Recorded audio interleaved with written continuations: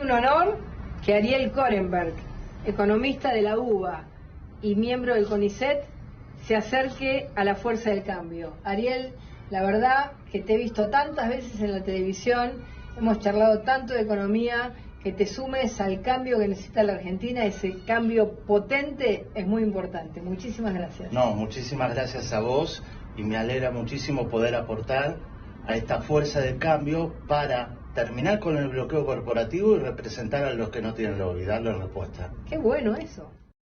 Parece que le gustó a Patricia Bullrich el eslogan de Ariel Korenberg. Nos conocemos hace tiempo, ha venido varias veces al programa. ¿Cuál es la idea que tenés hoy de qué hay que hacer en la economía argentina? Y si estuviste comentando esas ideas con Bullrich.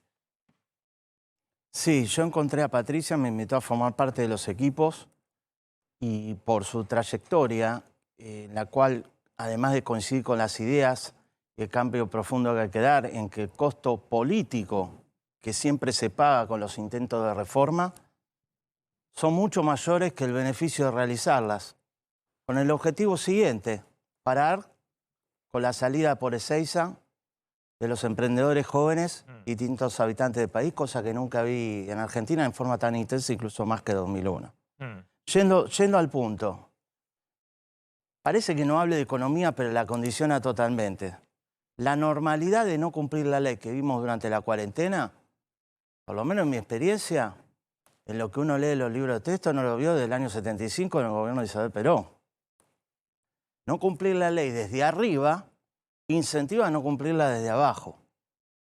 Creo que con Patricia Bullrich, creo no, tengo la convicción, si no, no hubiera dado este paso, Maxi, por primera vez en mi vida en la política partidaria. Ahora, lo vamos a dar. Está bien, está bien. Vamos al punto económico. Claro, vamos al punto económico, porque digamos, es obvio que la oposición, yo lo digo, cualquier cosa que diga cuando hay una sociedad muy enojada con el oficialismo, le suma.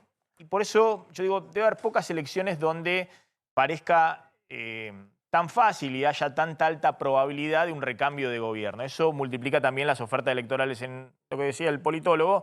En la oposición todos creen que son los futuros presidentes. Ahora, todavía yo no escucho nadie, pero ni un atisbo de lo que puede ser un programa económico, de qué hay que hacer a partir del 11 de diciembre del 2023. Yo hablé en los equipos y vos me conocés. Y le dije a Patricia un diagnóstico sin filtro. Yo mandé un cuadro, pero te lo cuento enseguida. Sí. Y ahí voy al diagnóstico, pero rápido. Salario versus inflación según el INDEC, la verdadera cuenta de generación de ingresos, incluyendo cuentas propistas, empleo informal. 60% versus 89% de la canasta de alimentos. Pero vamos a otro punto que no se habla. La herencia va a ser muy dura. Hay que jugarse. Los bancos, el 62% de los bancos tienen colocada la liquidez para dar crédito en títulos públicos defolteados. Y defolteables, más vale. El ahorro obligatorio para jubilarnos, que estaba en el Fondo de Garantía Sustentable, está en cero, porque 83% está concretamente en títulos defolteados por no pagar la indexación a la inflación de esos bonos. Para no seguir contando y no amargarnos, la herencia es similar, en términos macros se está acercando cuando vos contás las LELIQs a lo que fue la previa a la asunción del gobierno de Menem, por lo menos en términos financieros. Voy a lo concreto, y esto es una opinión propia. 89. Sí. Sí. Nos estamos acercando a eso. Bueno, entonces, una opinión propia. Pero bueno, pero está bien, pero vos hablas de eso, ojo que Menem primero se comió la segunda hiperinflación, ¿no? Y después hizo un plan Bonex con Herman González. Así es. Antes de estabilizar con la convertibilidad en abril del 91. Este gobierno está haciendo todo lo posible para lo que acabas de contar le explote al próximo gobierno. Te lo acabo de mencionar. Los bancos no están nacionalizados de hecho, pero sí de facto con ese número. Lo que me sorprende, y a mí me gusta citar cosas históricas, que la nacionalización de bancos del primer peronismo ese índice era 40%, dejando disponibilidad para crédito muchísimo mayor de la que hay hoy antes. La si vos le decís de a eso, Patricia Bullrich que el gobierno le digo la verdad, le digo mi diagnóstico. Está armando una bomba para que le explote al próximo gobierno. Y ella escucha. Y al resto del equipo ese es mi debate. ¿Y cuál es la sugerencia frente a esa situación? El déficit de empresas públicas supera los 6.000 millones de dólares anuales, en forma creciente, con una economía que va a una velocidad de inflación de 100%. Vos conocés esto. El momento Lorenzo Miguel, corrijo, del 75 posterior a Rodrigazo, que lo estamos viviendo, en cuotas, como decía Lavagna, se acaba de dar con Moyano, que pidió el 107%. La culpa, con toda mi crítica a Moyano, que Patricia enfrentó pidiéndole la declaración jurada y todo el mundo estamos esperando desde el comienzo del gobierno de Alfonsín, no tiene la culpa.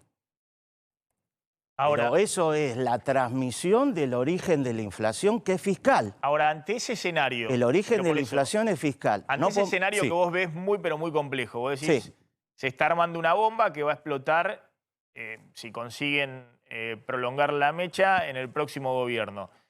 ¿Cuál es la sugerencia de un economista de la oposición, quienes creen que van a ser gobierno a partir de diciembre del 2023? Todos tenemos ambiciones. Mi ambición particular de todo esto, al dar el paso que hace años vengo masticando, es la primera vez que lo hago, es ser asesor de la futura presidenta, de Sol Río, y del futuro ministro de Economía del próximo gobierno, de Patricia. Hasta ahí llego y eso es participar en el debate público e interno. Mi opinión que voy a dar ahora es la siguiente. La inflación en todo momento tiene un origen en el caos fiscal que estamos viviendo. El déficit de empresas públicas se aproxima en términos relativos al que dejó Alfonsín a Menem. Esa es la realidad, nos guste o no nos guste, aun cuando los trabajadores de empresas públicas no tienen la culpa de los ñoquis y el desmanejo que hace la política de ellas. Supera muchísimo al ajuste que aún no se dio de tarifas en forma profunda prevista por el Fondo Monetario e implementado por el señor ministro actual.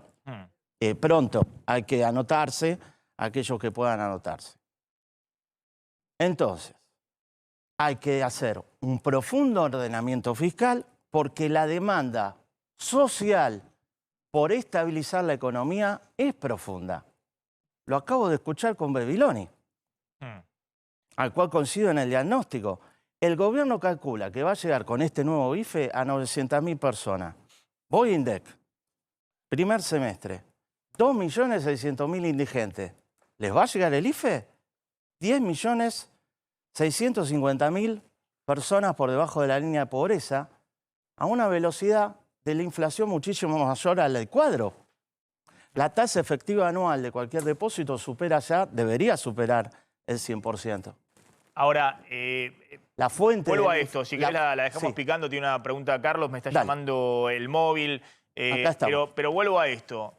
Vos decís hay una bomba que le va a explotar al próximo gobierno, porque ya está marcado el sendero fiscal, es decir, el gobierno actual, en el mejor de los casos, suponiendo que se hace todo lo que dice el presupuesto, lo que envió Massa al Congreso, el año que viene, un año electoral donde hay muchas dudas, va a tener el año que viene un déficit fiscal primario de 1,9% del PBI.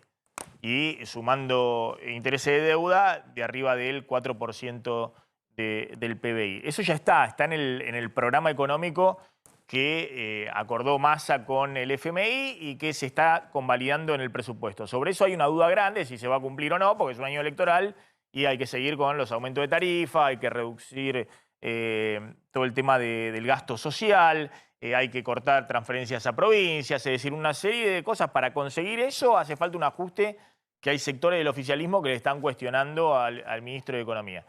Pero ese es lo mejor que puede dejar el ministro de Economía en este sendero. La idea de, bueno, yo ordeno hasta acá. Por eso, ¿cuál es la recomendación que dada la situación actual, si fuera Bullrich presidenta? ¿Cuál es la recomendación que haces para cómo sigue? Dada la situación actual, como el gobierno perdió totalmente la palabra presidencial, no puede generar confianza en el Banco Central. Lo que se produce es, aún con estos números de déficit fiscal que son menores que fines de los 80, como la gente huye del dinero, vos necesitas emitir muchísimo más pasivos monetarios para que eso no se vuelque a la inflación. Valga la paradoja, si asume un gobierno, como que pretendo apoyar, apoyo, como el de Patricia y equipo, no digo que sea en forma automática, pero hay que recuperar la palabra presidencial, cumplir la ley y ahí se empieza a recuperar la confianza. Si no, no hay Banco Central que alcance.